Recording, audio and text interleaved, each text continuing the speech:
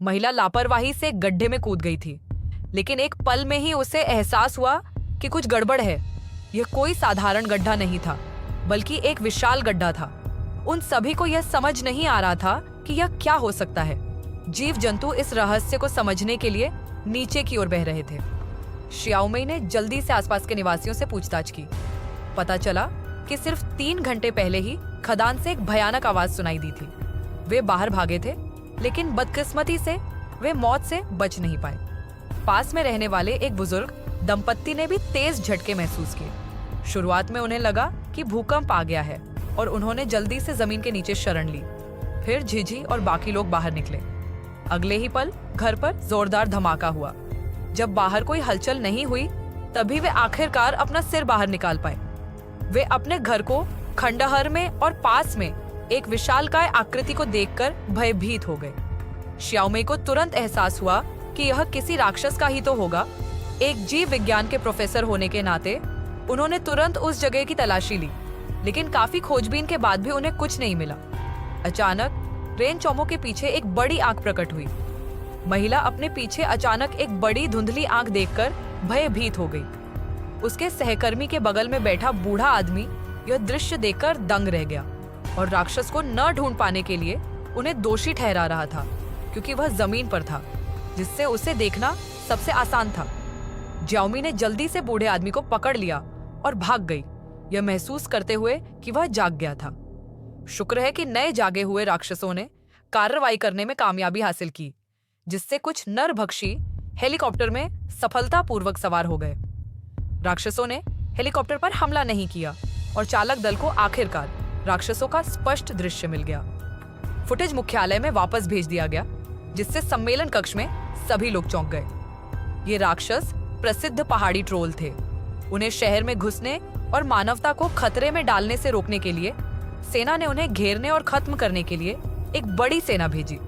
जैसी कि उम्मीद थी, पहाड़ पर पहुंचने पर ट्रोल ने अपनी आभा का पता लगा लिया और अपना रास्ता खोज लिया। कप्तान ने तुरंत गोलीबारी का आदेश दिया, लेकिन किसी ने भी राक्षसों की असाधारण सुरक्षा का अंदाजा नहीं लगाया था। वही गोले उन्हें बिल्कुल भी नुकसान नहीं पहुंचा सकते थे और राक्षसों की अपनी क्षमताएं थीं। यहाँ तक कि के का अंतरिक्ष भी बेअसर था।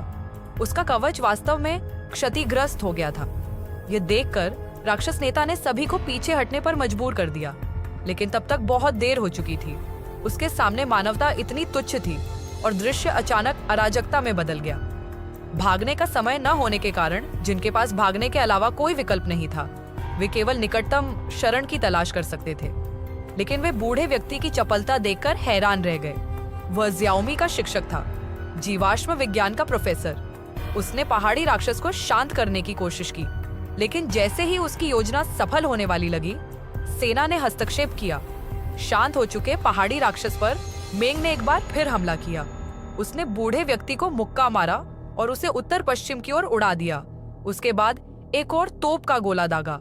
कार के लोहे में बदल जाने के बाद पहाड़ी राक्षस शहर की ओर मुड़ा और तेजी से शहर के केंद्र में पहुंच गया।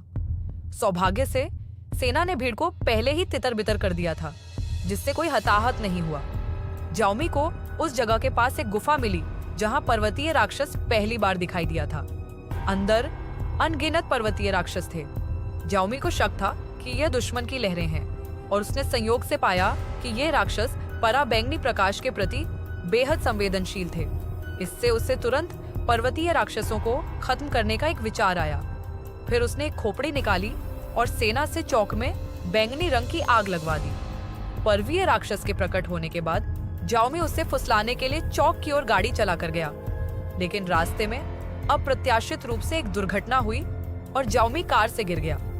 पर्वतीय राक्षस अपने पैतृक बाघ के सिर को पकड़े हुए असहाय होकर मुंह बनाने लगा।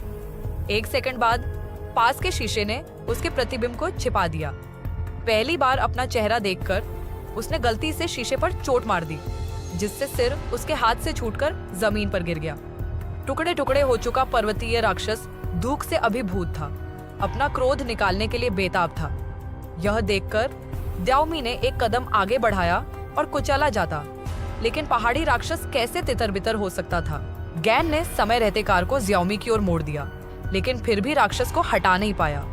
एक ही मुक्का मारकर उसने पुल को 2 टुकड़ों में काट दिया। ज्याओमी के पास दरवाजा जोर से बंद करने के अलावा कोई चारा नहीं था। एक जोरदार पीछा करने के बाद वह आखिरकार पहाड़ी राक्षस को सैन्य घात में ले गया, जहां वह आखिरी पल में कार से बाहर कूद गया। इस समय तक पहाड़ी राक्षस अपना दिमाग खो चुका था। ज्याओमी गुस्से को सहने ही वाला था कि तभी उत्तर पश्चिम से आती कार के हॉर्न ने राक्षस का ध्यान खींचा और उसके साथियों ने मौके का फायदा उठाकर ज्याओमी को बचा लिया। तभी पहाड़ी राक्षस को एहसास हुआ कि वह सैनिकों से घिरा हुआ है। यह देखकर कप्तान ने बिजली चालू कर दी। पराबैंगनी प्रकाश में पहाड़ी राक्षस तुरंत दर्द से कराह उठा, खुद को रोक नहीं पाया।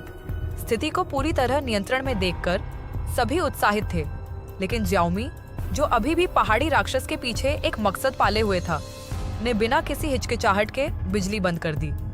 सभी लाइटें जलने के बाद पहाड़ी राक्षस आखिरकार अपने घर लौट पाया। फिर ज्याओमी पहाड़ी राक्षस के पास दौड़ी और उसे घर लौटने के लिए कहा। पहाड़ी राक्षस ज्याओमी की मंशा समझ गया, लेकिन तब तक बहुत देर हो चुकी थी। सुबह की पहली किरण के साथ पहाड़ी राक्षस का शरीर अविश्वसनीय रूप से तेज गति से पत्थर बनने लगा। 1 मिनट से भी कम समय में पहाड़ी राक्षस जमीन पर गिर पड़ा, खुद को संभाल नहीं पाया। उसकी आंखों की रोशनी धीरे धीरे कम होती गई और अंततः उसकी मृत्यु हो गई। इसके साथ ही संकट आखिरकार टल गया। फिल्म यहीं समाप्त होती है। कल मिलते हैं।